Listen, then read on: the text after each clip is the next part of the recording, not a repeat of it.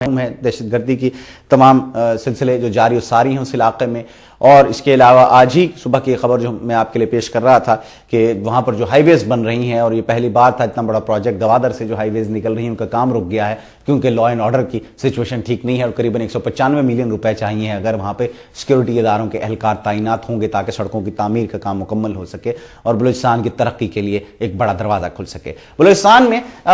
जो आज़ादी की तहरीकें या अलहदगी की तहरीकें उठती रही हैं उनका हम जायजा लेंगे, लेकिन जायजे से पेशतर लेते हैं मुख्तसर सा वक्फा, हाजिर होंगे और गुफ्तगू का सिलसिला आगे बढ़ाएंगे।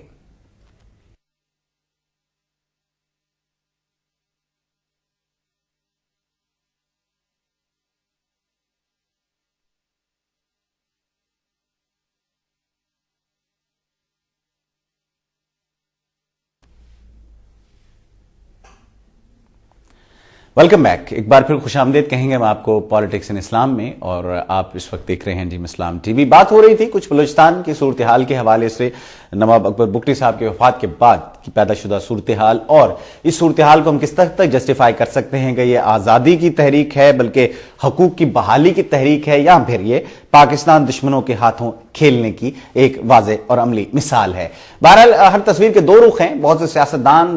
बड़े बड़े नारे लगाकर जो बुगटी साहब सारी उम्र जिनका इत्तफाक राय नहीं रहा, बुगटी साहब को एक शहीद और एक हीरो करार दे रहे हैं। तमाम अखबारात बेशतर, तमाम तो नहीं लेकिन बेशतर उनकी मददसराई में लगे हुए हैं। बुगटी साहब के एक बड़े सियासतदान होने में कोई शक नहीं, इसकी कोई ऐसी यानी कि इसमें कोई दूसरी राय नहीं हो सकती कि बुगटी साहब बलूचिस्तान के एक बड़े सियासतदान नहीं थे। लेकिन हाल में जो बिल्कुल आखिर उनका जो स्पेल था उसमें उनका किरदार क्या रहा, इस हवाले से बात हो रही थी। और एक मुहिब वतन पाकिस्तानी के तौर पर मैं अपनी जाती राय आपकी खिदमत में पेश कर रहा था, और जैसे कि मैंने जाती राय कहा है, और हर इंसान मुकम्मल तौर पर दुरुस्त नहीं हो सकता, लेकिन मैंने कोशिश की कि चंद बातों को आपके सामने पेश करके फैसला आप पर छोड़ा जाए कि आया बलूचिस्तान में सब जो कुछ जारी और सारी है इसे हम किस हद तक जस्टिफाई कर सकते हैं। अगर नाइंसाफी हुई है तो दूसरे के घर को आग लगा देना किस हद तक इंसाफ है, या नाइंसाफी हुई है तो अपनी ही शहरत को काट लेना या वतन अजीज को नुकसान पहुंचाना किस हद तक इसको आप दुरुस्त करार दे सकते हैं। अगर यही सब कुछ हो तो दुनिया में फिर जंगल का कानून हो जाए और हर मुल्क उठकर और हर मुल्क में मौजूद लोग उठकर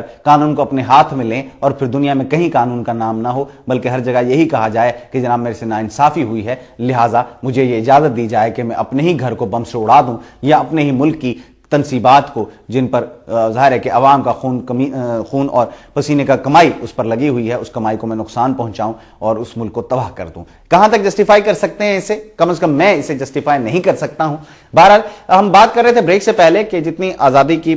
या अलहदगी की तहरीकें बलूचिस्तान में चली उनका भी एक पस मंजर का हम जायजा लें। अफगानिस्तान में और में हमेशा आज़ाद बलूचिस्तान की तहरीक का नारा बुलंद करने वाले अनासर मौजूद रहे हैं। बलूचिस्तान में भी ये सूरत हाल रही है। 70 में बलोच कौम परस्त तहरीक के बड़े रहनुमा खैर बख्श मरी, जो अब मौजूदा बलोच तहरीक के कायदीन में शामिल रहे हैं, 70 की दहाई के आखिर से कम्युनिस्ट हुक्मरान नजीबुल्लाह के दौर तक तवील अरसे तक अफगानिस्तान में अपने कबीले के साथ मुकीम रहे। उस वक्त बलूचिस्तान में जारी बलोच कौम परस्ती की तहरीक और उससे जुड़ी हुई अस्करी कार्रवाइयां पाकिस्तान की तारीख में इस किस्म की चौथी तहरीक हैं। क़याम पाकिस्तान के बाद पहली बार बलोच कौम परस्त तहरीक खुद खान कल्लात ने चलाई, और कुछ सियासी रहनुमाओं का ख्याल है कि उस वक्त गवर्नर जनरल सिकंदर मिर्जा ने एक साजिश के तहत खान अफ कल्लात को इसकी तरगीब दी थी और कहा था कि अगर वो थोड़ी सी एहतजाजी तहरीक अगर चला लेंगे तो वो कल्लात उन्हें सौंप देंगे। खान कल्लात ने 1958 में खान मेहराब शहीद एक और बड़े बलोच कौम परस्त रहनुमा की कब्र पर बलोच रहनुमाओं को जमा करके कल्लात की आज़ादी का ऐलान किया था और उसका परजम लहराया था, और इस एहतजाज को जवाज बनाकर पाकिस्तान में 1958 का फौजी मार्शल लॉ नाफिज कर दिया गया था और कहा गया था कि बलूचिस्तान में बगावत हो गई है। सरदार पहाड़ों पर निकल गए और इस एहतजाज तहरीक के एक सरकर्दा रहनुमा सरदार नौरोज खान जरकई थे। 1958 से 1962 तक कल्लात की जंग पहाड़ों पर चलती रही और पाकिस्तानी फौज ने कल्लात के इलाकों खुजदार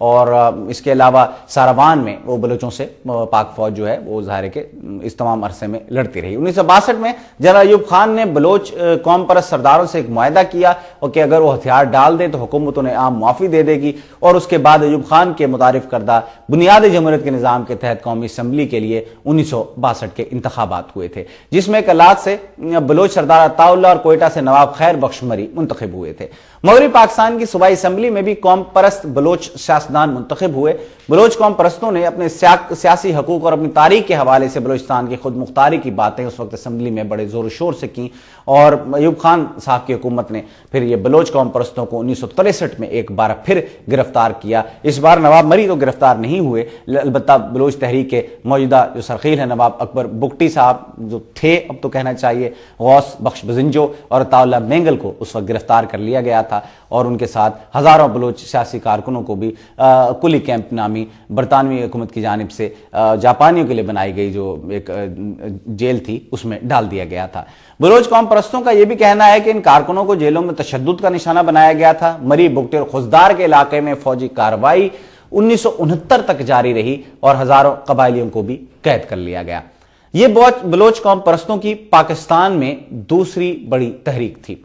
इस दूसरी शिद्दत पसंद बलोच तहरीक का खात्मा जनरल अयूब खान की जगह लेने वाले जनरल याहिया खान ने बलोच कौम परस्तों को आम माफी देकर किया और इंतखाबात करवाए, जिसमें बजिंजो, मेंगल और मरी को बड़ी अक्सरियत से कामयाबी हासिल हुई। और जब 1972 में जुल्फकार अली भुट्टो ने जमा में हुकूमत संभाला तो सूबाई हुकूमत उन्हीं के हाथों में आई और बजिंजो साहब को गवर्नर बना दिया गया और मेंगल साहब सूबे के वजीर आला बने। लेकिन यह वक्फा बहुत आर्जी साबित हुआ और मरकजी और सूबाई हुकूमत में एक बार फिर ठन गई। दूसरी जानिब हुकूमत पाकिस्तान ने इराकी सिफारतखाने पर छापा मारकर असलहे की एक बड़ी खेप उस वक्त बरामद की, जिसके बारे में कहा जाने लगा कि यह बलूचिस्तान में गुरीला कार्रवाइयों के लिए मखसूस थी, यानी गुरीला कार्रवाइयां करने वालों को यह असला दिया जाना था। हुकूमत बलूचिस्तान बरतरफ हुई। इसके नतीजे में बलोच कौम परस्त कायदीन और कारकुनों के एक बार फिर बड़े पैमाने पर गिरफ्तारियां हुई और एक बार फिर वही कहानी दोहराई गई कि गोरिल्ला जंग का आगाज हो गया। कहा जाता है कि पाकिस्तान की जो पाक फौज है उसके 80,000 जवान बलूचिस्तान के मुख्तलिफ इलाके में बागियों से लड़ते रहे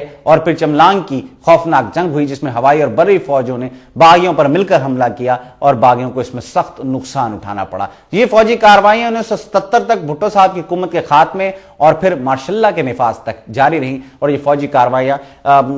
इस तरह याहिया खान साहब ने अयूब खान साहब के दौर में दिए गए ऑपरेशन को बंद करके बलोच कौम परस्तों को आम माफी दी थी। इसी तरह इन फौजी कार्रवाइयों को बंद करके जनरल जियाउल हक ने भी इनके लिए आम माफी का ऐलान किया था। 1978 तक पहाड़ों में छुपे लोग बाहर निकल आए और अफगानिस्तान में भी जो लोग थे वो भी वापस आ गए। नवाब खैर बख्श मरी 6000 साथियों समेत अफगानिस्तान नकल मकानी कर गए इस वक्त और कल्लात और गजनी के इलाके में वो जाकर वहां पर मुकीम हुए और कम्युनिस्ट हुक्मरान नजीबुल्लाह के इक़्तिदार से हटने के बाद पाकिस्तान वापस आए।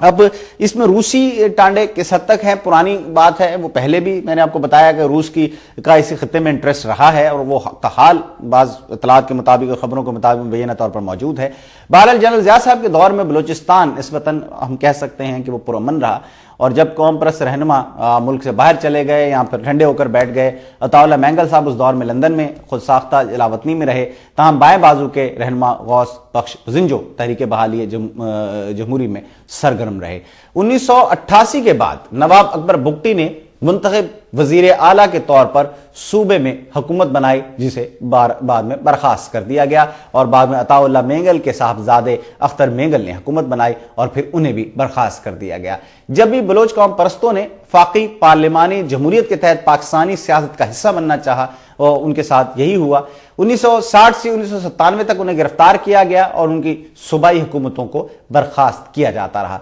कौम परस्तों की जानिब से यह भी इल्जाम है कि फौज के इंटेलिजेंस इदारे बलोच सरदारों और कौम परस्तों की हुब्बुल वतनी पर हमेशा शक करते रहे और यही बात बड़े बलोच सरदारों का कहना यही था उनका। नवाब खैर बख्श मरी, अताउल्लाह मेंगल और नवाब अकबर बुगटी साहब कहते थे कि इस्लामाबाद के खिलाफ जो मरकज है उसके खिलाफ लड़ाई की बड़ी वजह यह है कि उनके खिलाफ छोटे सरदारों को पैसा देकर उन्हें बलोचों का रहनुमा बनाने की कोशिश की जाती है, यानी कि उनका सियासी कद बड़ा करने की कोशिश की जाती है। बुगटी और मेंगल की वजारतों की बरतरफी और उनका यह एहसास कि इस्लामाबाद के मुख्तदर हल्के उनके सियासी मुखालिफिन को फरोग दे रहे हैं, उनको इकट्ठा करने का सबब उनको बताया गया और चंद सालों पहले 4 कौम परस्त जमातों ने एक इत्तेहाद बलोच यकजहती के नाम से बनाया, जो अस्करी तंजीम बलोच लिबरेशन फ्रंट के साथ मिलकर इस वक्त कौम परस्ती की तहरीक की क़यादत कर रहा है। मौजूदा बलोच कौम परस्ती और अस्करी तहरीक 4 ग्रुपों पर मुश्तमिल हम इसे कह सकते हैं। बड़े कबायली सरदार और दानिश्वर तालिब इल्म रहनुमा और अस्करीत पसंद 3 बड़े कबायली सरदार थे। इसमें जनाब बुगटी, मेंगल और मरी की सियासी जमातों पर मुश्तमिल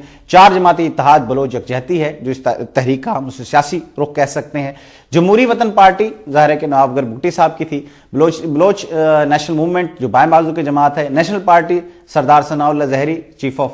झारावान हैं, और Balochistan national party Ataullah Mengal group, जिसके अभी इस्तीफों की आज बात हुई है कि मुस्ताफी हो गए इनके 2 मेंबर, और